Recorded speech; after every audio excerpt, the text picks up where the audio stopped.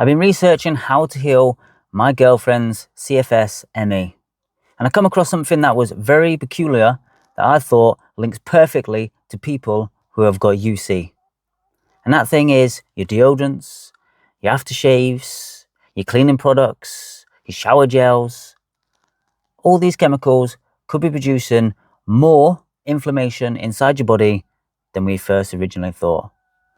So I'll go back to when I stopped using like shower gels, shampoos, hair gels, all that sort of things, because I heard something that came up about your skin being a massive organ. So basically what happens is it absorbs everything that's around you. So that's from the water, that's from what you put on your skin, so your moisturizers, to obviously you washing yourself with shower gel. And I thought that makes total sense. So years ago, I thought to myself, you know what? I'm going to start using products or stop using products that will cause me harm when it gets absorbed into my body. So I first started off by removing basically my shampoos and my shower gels. So what I use now is a goat's milk soap. So this here is like literally just goat's milk, maybe a bit of olive oil, and I use that to wash my body with, because I know that there is going to be the least toxic for me to have, and it's actually quite nourishing for the skin. But when you've got these shower gels that have got like 15 to 50 ingredients, SLLs in them, and all sorts of different toxins, what do you think is going to happen to that when you put it on your body?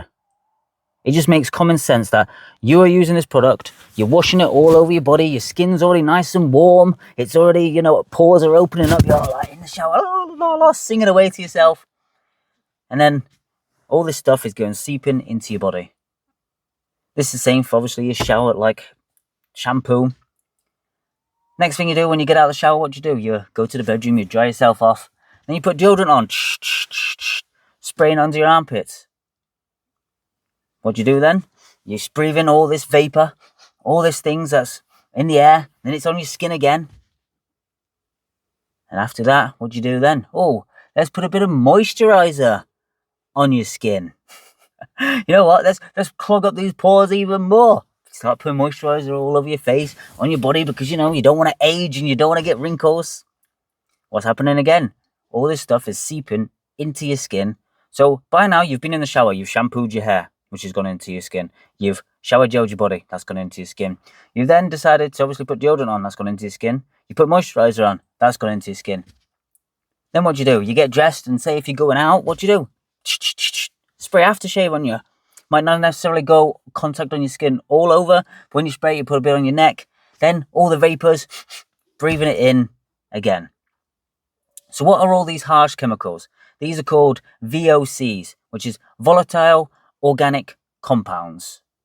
These are basically all the like fumes and everything like that can go into the air and everything else. So you've got your cleaning products. To say you're in the kitchen, and my lass has got OCD, so she is crazy about making sure everything is sanitary and making sure there's antibacterial hand soap, making everything like that. So when we're cleaning the sides, she wants us to use antibac spray. So we spray the spray on the surfaces. We can smell it. We're breathing in this antibacterial spray that kills all bacteria on the surfaces, and we're breathing that in. So what's it going to do? Kill the bacteria inside of you. So then you're wiping away. Then if you haven't got gloves on, what you're doing? You're wiping around with your hands with a cloth. Then it's absorbing all into your skin.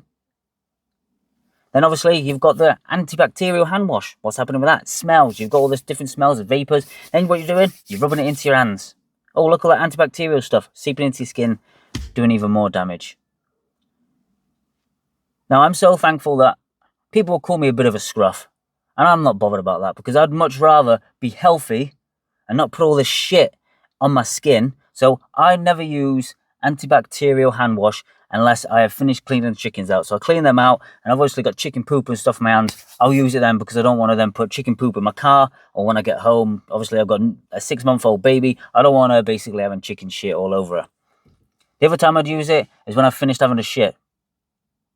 That is the only times I'll ever use it. I don't wash my hands after touching raw chicken or anything like that, because I by all accounts, what's in the tap, this chlorine and stuff like that, that's supposed to make clean water. So I'm cleaning my hands in this water, and then I'll use tissue to dry them off. I will not use antibacterial soap any other time except them 2 times. I don't ever use deodorant, because I don't actually naturally smell. I'm not a body odor person. So I wash myself with, as I said, with goat's milk soap. I have a shower every day. Use that. Don't use any shampoo. Literally haven't used shampoo in, I can't even remember how long. It's been a couple of years. So all I use is obviously the water that comes out the shower head. Then when it comes to obviously cleaning products, I don't use any cleaning products on the sides. I just wipe it with obviously the washing up liquid that we use for the pots. Now, there is other things like I've got my wooden chopping boards. I don't let anyone else use it because I don't want them basically putting their tainted crap on it. I know it sounds harsh, but my family like to use all sorts of cleaning products and doing this and other. Don't wash things off properly, and then I've got to eat this fucking horrible thing that's on. So what I do is basically get the chopping board, rinse it off with water, like hot water. Then I get some white vinegar and I basically squirt it on it and clean it off like that. Now, if it were me, I'd clean all my clothes in white vinegar as well. So obviously I'd put them in the washing machine, put that on it. But when you've got an OCD partner, it's very hard to try and get away from stuff like that. So as I said, I try and get away from it from my personal self. Don't use any aftershave, don't use any deodorants, don't use any shower gels, shampoos, anything like that. Same as cleaning products, I try and stay away from them as much as possible. But obviously, I live in a house with someone who likes to be very, very clean. So one of the ways that I found correlation between my girlfriend's CFS and obviously people with UC is the fact that because your immune system is basically already like overactive because you're inflamed and your immune system's trying to protect you, then it can cause like oxidative stress inside your body, which is not good because that's going to obviously cause more inflammation and worsen your symptoms. The next thing is basically it can worsen your symptomatic inflammation, which is basically the inflammation that's around the rest of your body. So not only the inflammation in your bowels is getting worse, but then it will cause inflammation in your joints. It could cause inflammation in your eyes. Wherever it is, basically, it's not going to stay inside your body because your body's already in that sort of immune response where it's like, quick. We need to protect ourselves. So you're spraying all this stuff, you're breathing it in, your body's like, what the fuck is this shit? What is this shit? Get it out. There you go. It's basically on high alert. It's like basically a fire brigade. That's the thing, waiting for that call. And every time it goes off, they're out there. Even if there's no threats, they literally have to get their hat on. They have to get all their equipment on. Then they're driving out, get there, realize there's not a threat. Like, right, shit, bloody hell. Go back to the thing. Next thing you know, there's another spray. It's like them again. Woo, woo, woo, woo. Bell goes off. They've got to go out again. You got to be careful on, obviously, what's around you. The next thing is about gut barrier. Now, how can this affect your gut barrier? Because it actually makes you have leaky gut. I know it seems weird, but all these different chemicals that are in the air and seeping through your skin, they actually make your gut permeable, which basically means that the tight junctions, they call it, your intestines are like that. They should be tight. Not really anything should go through except minerals and vitamins. That's generally about it. But when they get looser, food particles and bacteria can come through it. And then they seep to the rest of your body and in your bloodstream and cause you to have more inflammation. The next thing is basically, it disrupts your gut microbiome. So you're having all this stuff that literally kills bacteria. So you're trying to be healthy by eating all these delicious foods and stuff like that, all these vegetables and all these fruits, whatever you're fucking eating, even though it's a lot of shit. But you're eating these foods, and what's happening? You then put all this stuff on your thing, which then is ruining your gut barrier and ruining your gut microbiome. What's the point of eating this food if you're just going to destroy it in other ways? It's about having that whole approach of eating the nutrient-dense food, which is obviously the carnivore diet, creating a great environment for your gut bacteria, and staying away from all of that harsh, horrible chemical shit. And then the last thing is basically what you got then is already you are sensitive. So you're in inflammation. Your body doesn't need these extra bits inside your system. If you imagine, you're sitting there, you are really inflamed, your whole colon, or if you've got Crohn's, your small intestines as well are very inflamed. Your body was already trying to basically heal, trying to create new cells every single day to really get you in a good place.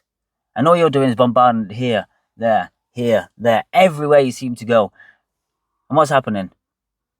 You are then basically causing more reactions, more triggers for an already sensitive body. It just, you know what? It's like, fuck this shit. I'm not going to heal anymore. You've put me through enough.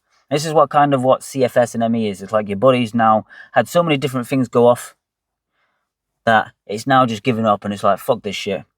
So I'm really happy to say that my missus is actually going to start trying to do, it's called a paleo keto, like ketogenic diet by Dr. Sarah Myhill, where you have like seasonal vegetables and nuts and stuff like that. Once you've eaten enough meat and fat to basically get you full, and then if you want a little bit afterwards, you can have that. So I'm so glad my missus is now trying something different to really help her get into this healing thing. And I'm hoping this video does exactly the same for you, and you really think about what you're putting on your skin and what environment you're around, that is really going to help with you basically getting your body to relax and realize it's not in a stressful situation. That's it for today's video, and yeah, if you want to know anything, then put in the comments below, and I'll see you in the next one.